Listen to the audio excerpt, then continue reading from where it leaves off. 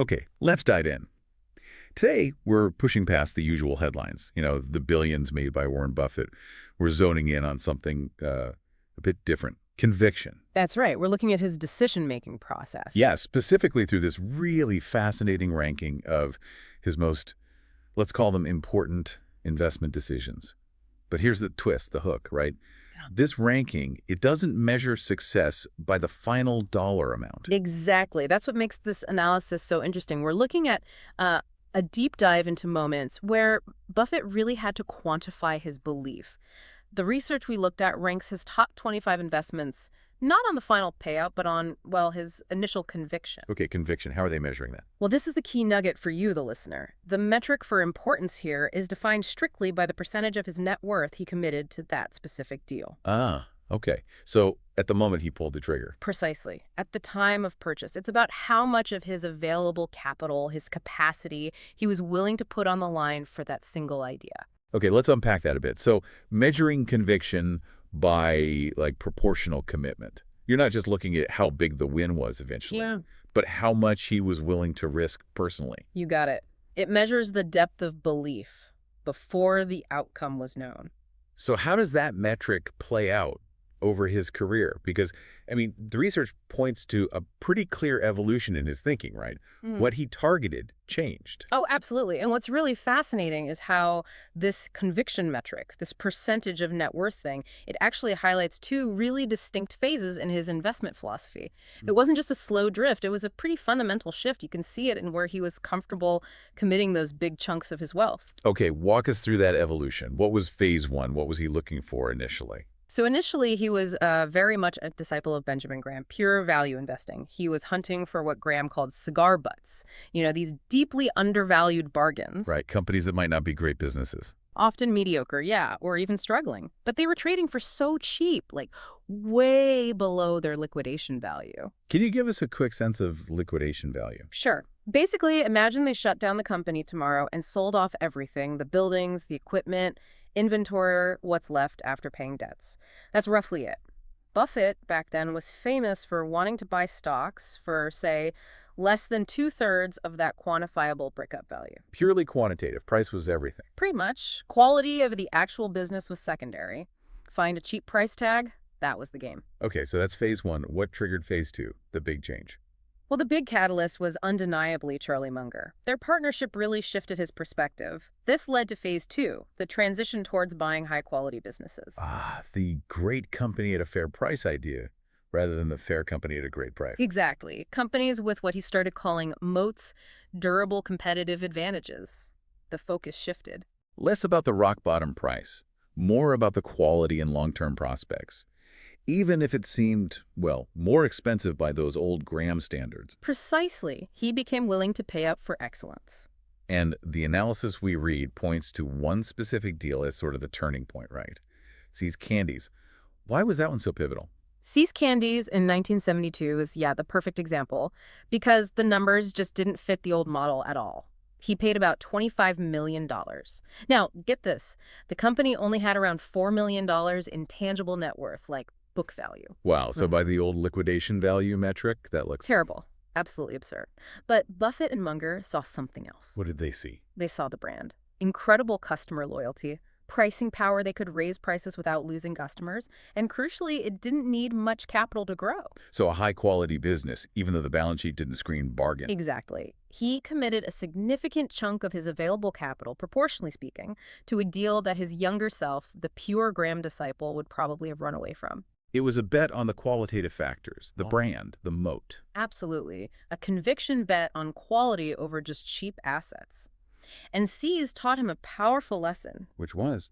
That paying a premium for real quality could actually deliver much better returns over the long haul, and frankly with fewer headaches than trying to turn around mediocre businesses. So See's was like the intellectual bridge he crossed. That's a great way to put it.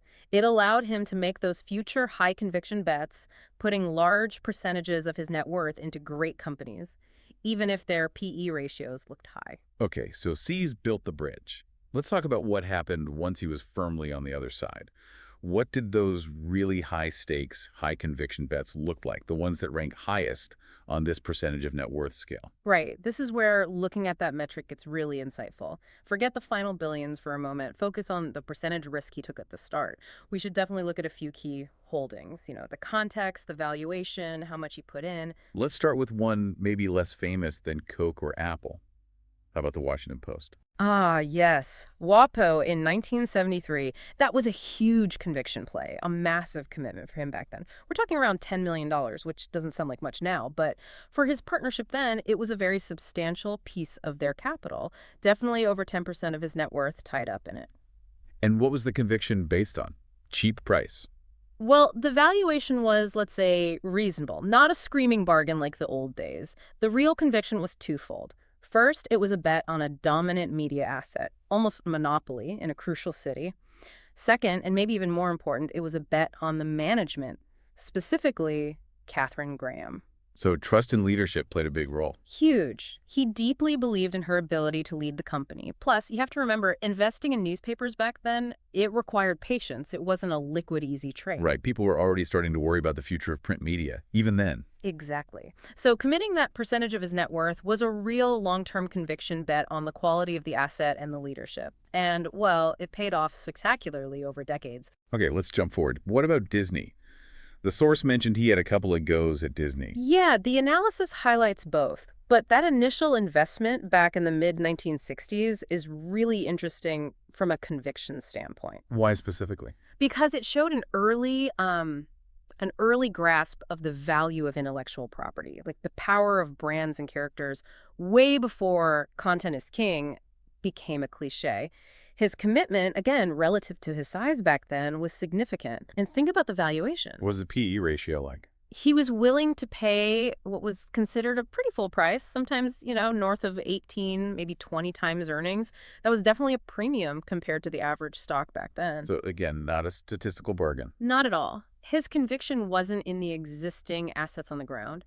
It was in the future, the compounding power of Mickey Mouse, the parks, the brand. He saw that durable moat. And the outcome obviously was fantastic eventually. But the ranking focuses on that initial moment, writing the check. Exactly. Betting a big slice of his wealth on that vision of long-term brand power. Okay, but let me push back slightly on this metric. If you're willing to pay a higher PE ratio, doesn't that almost automatically signal higher conviction? You're paying more for future growth, ignoring the old safety margin. That's a really sharp point. And in a way, yes, it kind of flips the idea of a safety margin. In the early Graham days, the safety margin was purely quantitative, buy below liquidation value. Price was your protection. Right. In the later Munger-influenced quality phase, the conviction is the belief that the company's competitive advantage, its moat, provides the safety margin. Ah, okay. The quality itself is the protection. Precisely. And that belief justifies paying what looks like a higher price based on current earnings. Which leads us perfectly, I think, to probably the most famous example of this quality conviction bet. It has to be Coca-Cola. Right. 1988, often seen as the absolute peak of buying quality, maybe regardless of price. What do the commitment looks like there? Oh, Coke was massive. Absolutely massive. He invested about $1 billion initially. $1,088. Yeah, which was a huge chunk of Berkshire Hathaway's capital at the time. And consequently, a gigantic percentage of his personal net worth was effectively tied to that bet. And the valuation. That must have been where the conviction really showed. It really did. The sources confirm he paid around 15 times earnings for Coke. Now, today, that might not sound crazy. But back then, yeah, for a big established beverage company. Exactly. In the late 80s, that was considered very, very high. Many analysts thought he was overpaying, seriously criticized the price. So what did he see that they didn't? He saw the global brand, the distribution network that was just unparalleled. He saw a product that created a habit almost independent of economic cycles. The moat again? A practically impenetrable global moat, in his view.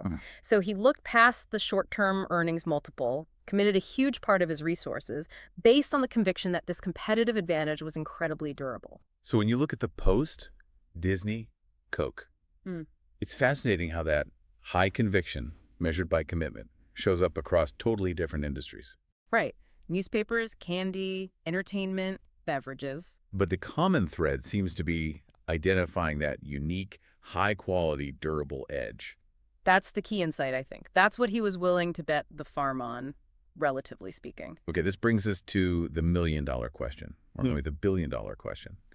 If this ranking is purely based on that percentage commitment of net worth, the sheer willingness to risk capacity, what decision was number one? What was the single biggest commitment he ever made? Well, get ready for this. The research points to the decision ranked as number one, the most important, based purely on that commitment level. It was the investment in and the fundamental shaping of Berkshire Hathaway itself. Wait, Berkshire Hathaway, the company. How does that work? It wasn't like buying a stock. Not in the same way, no. But think about the commitment when he took control of that failing textile mill in the 1960s. Yeah, a totally different business back then. Totally different. And he decided to transform it, to restructure it into this permanent capital vehicle, the holding company we know today. By doing that, he essentially committed, well, pretty much 100% of his future efforts, his reputation, his entire working life, and his accumulating wealth to that specific structure. Okay, I see where you're going. It wasn't an external investment decision like buying Coke. No, it was an internal foundational one. If you connect it to the bigger picture, making Berkshire Hathaway his investment engine, his permanent capital base, that represents the absolute highest level of conviction possible. Because he was betting entirely on the structure he was building, the principles behind it, and frankly, his own ability to allocate that capital effectively over decades and decades. So no other single decision consumed a higher proportion of his total available resources, his time, his brainpower, his capital, than the decision to make Berkshire his life's work. Exactly. The ultimate bet was on the vehicle itself. Wow. That really does reframe the whole conversation, doesn't it? So the big takeaway here, for you listening, seems to be that importance in investing, at least by this analysis, it's maybe less about the final score. Yeah, less about the size of the eventual pile of cash. And much more about that initial leap of faith. That conviction measured by how much of your available capacity you're willing to put on the line at the start. It's an internal yardstick, isn't it? Not an external result. Which I guess raises a really interesting question for everyone listening. It does. You know, we use capital money as the measuring stick in finance because it's easy to quantify. But how do you measure conviction in your own life, outside of finance? Right. When you commit to something major, maybe a career change, you're going back to school, or even a really big personal project, what's your equivalent of percentage of net worth? Is it the amount of time you're willing to pour in, the sheer mental energy, maybe the social capital, the relationships you leverage, put at risk?